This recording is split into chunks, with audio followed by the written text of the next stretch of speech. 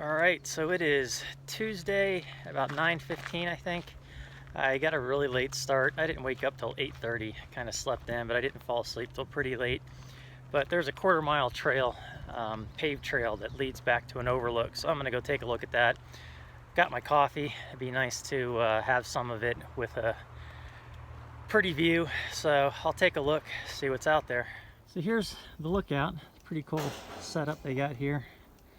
And out there is your view of the mountains. Pretty nice scenery from this standpoint.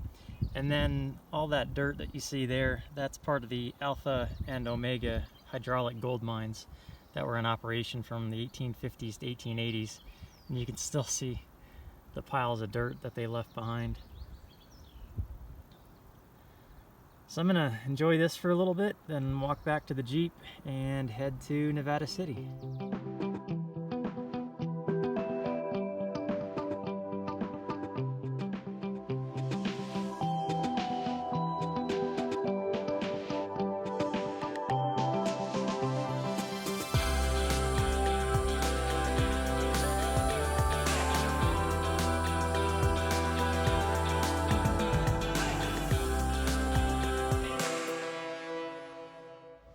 I'm at the Narrow Gauge Railroad Museum in Nevada City, and I just looked around inside, so I figured I'd come out here, take a look around before I head out.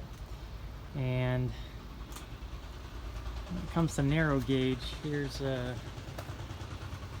good description of why there were narrow gauge trains. And then that one there is a narrow gauge, and then this here is your typical gauge throughout the country and the world. But apparently it was just cheaper to make, and they were more versatile when it came to hilly terrain. So just met one of the volunteers here, and he pointed me down here, said that this particular engine is from North Carolina when I told them where I was from. That's pretty cool. And then inside they're working on a new steam engine. That one's also number 5, and that one's got a long way to go inside that building over there. But it was cool to see them working on it and talking to them a little bit about it.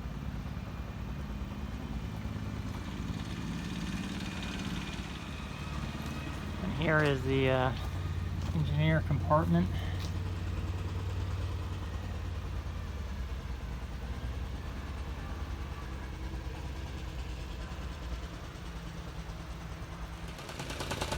Working on a tram type car.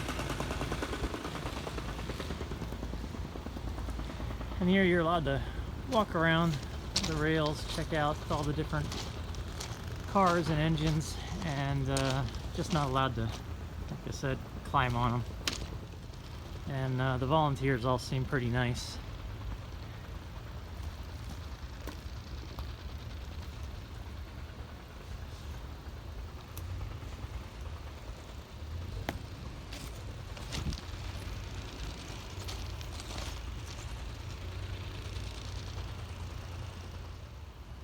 This one here is chain driven in the back. I don't know how well you can see that, but it's like a tourist traveler.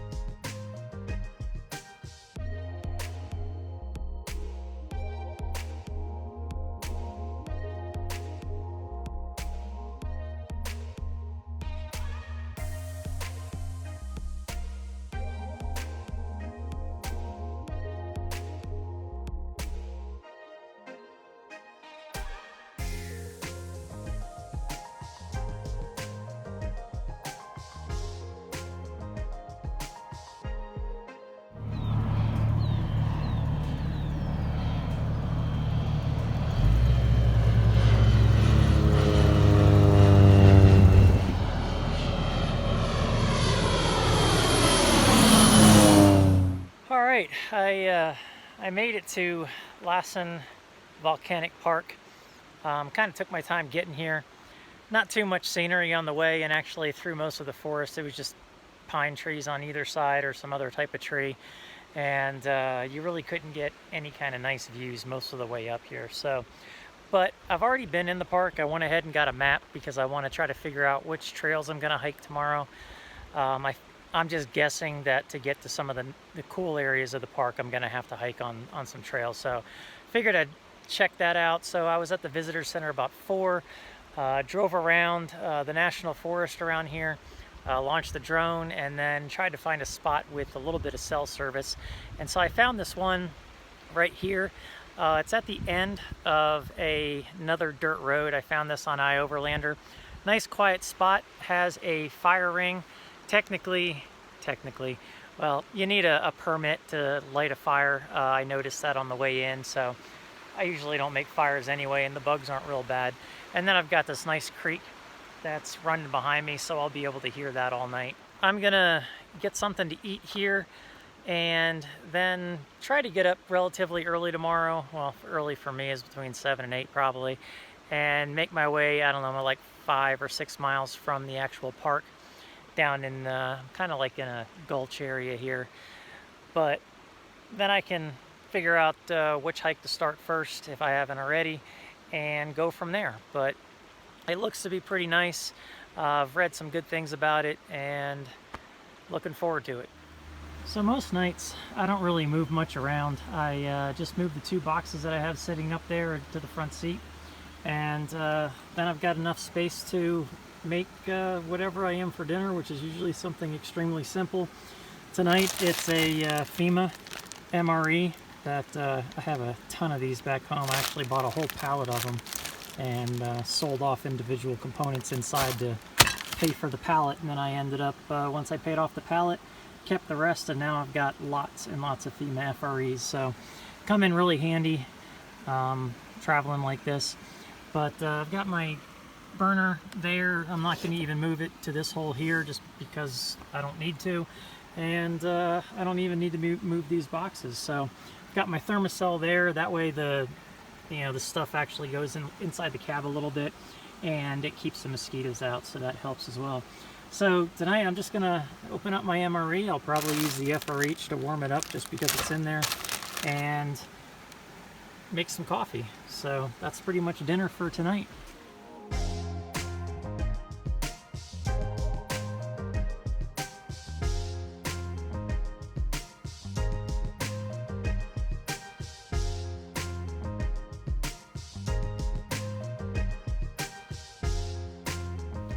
Just in case you're curious, inside a FEMA MRE, they're pretty much all the same on the side dishes. So you get corn nuts, fig bars, which are like fig Newtons.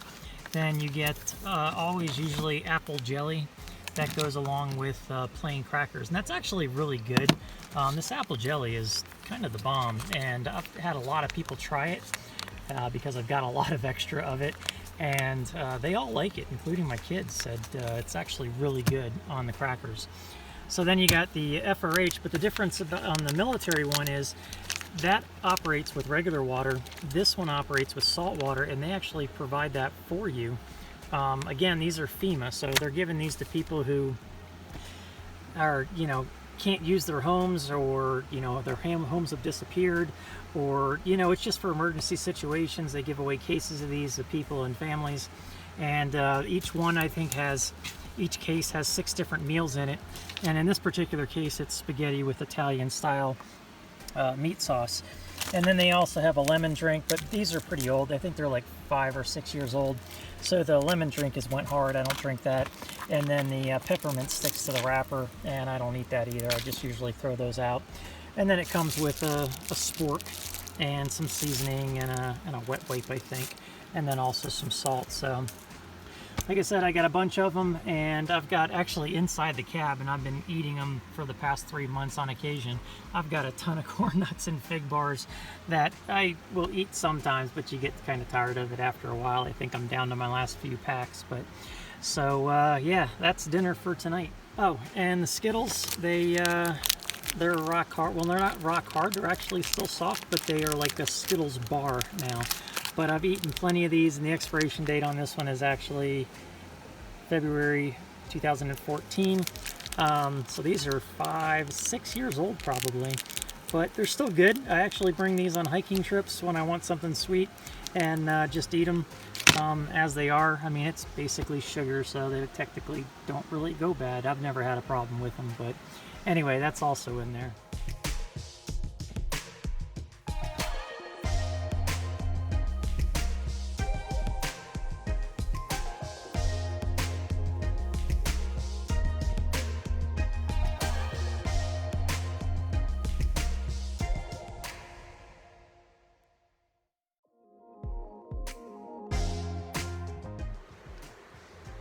So that's pretty much all I do for dinner.